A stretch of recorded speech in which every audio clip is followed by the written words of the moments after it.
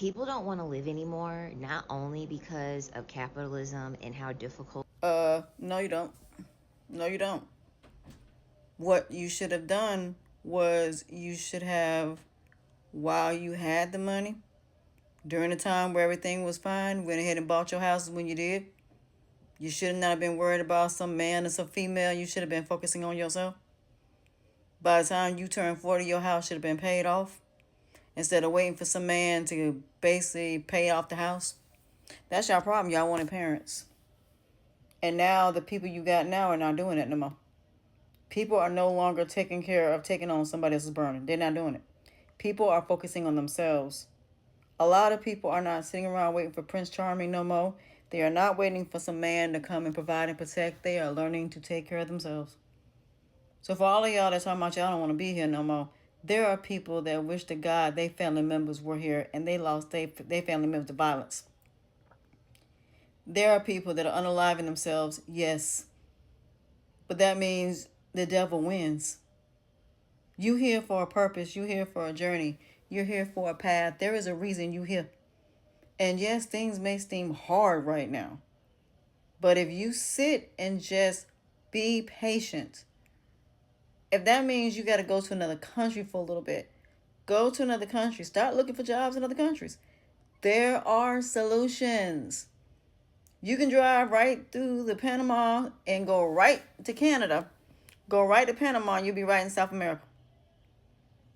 Some of y'all need to realize that people been warning y'all for years, decades this was going to happen. Y'all didn't believe it.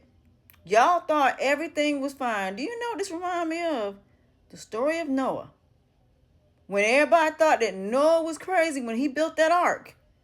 And then when he built that ark and the rain started falling and that flood started happening, everybody was trying to get on that ark, trying to get in that ark, and could not get in it. And they drowned. That's what this is. It ain't nothing but the grasshopper and the ant. It ain't nothing but the story of Moses where some of y'all need to make some decisions whether y'all gonna get up and move. But see, the only difference between Moses and the Israelites and the Egyptians is the Egyptians wouldn't let you leave. This situation, y'all can pack up anytime you want to, you just don't want to. Y'all trying to hold on to something that don't want you, that will never accept you, and will never be good for you. So either you want to stay here and deal with it, that's on you. But do you have to? No, you have choices. You can make the right decision on what is best for you. But at the end of the day, sitting up here talking about I want to leave because everything is hard. No, everything is hard because of who y'all put in place, who you voted for, and the reasons that you voted. Discrimination, diversity, and division and racism. That is what they voted for. They voted people that don't care nothing about the lower class, don't care nothing about the middle class. They just care about the rich and the wealthy. A lot of y'all gonna be sitting up there watching the Oscars. Watching the Oscars for what? You broke and yet you watching all these people with all these nice gowns on. And who gonna win some award? I'm not watching the Oscars. Like I said, y'all up here getting credit cards and trying to go to these concerts and staying your behind the house. Like I said, if you didn't have a plan and you wasn't prepared, and while everything was on sale last year, y'all didn't go get it. The only thing I gotta get is a bread maker and one of them milk machines and a couple other things. That is it. All I'm getting is my vitamins and my necessities. I might have a couple more things of clothes that I need to buy. But other than that, after I ain't buying nothing else. I got plenty of clothes to go traveling. You know what I'm going to do? Travel. You know what I'm going to do? Build my podcast. You know what I'm going to do? Build my business and brand.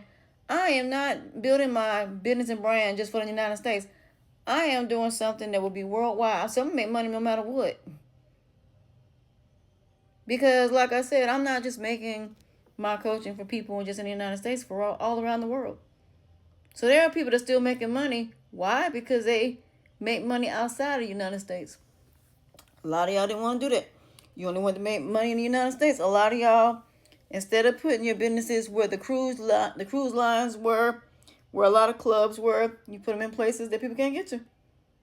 You didn't think it through. So, excuse me, that's on y'all. But I'm not going through it. I'm not letting this situation make me feel like I have to unalive myself. That is just not happening. It's not. I love me.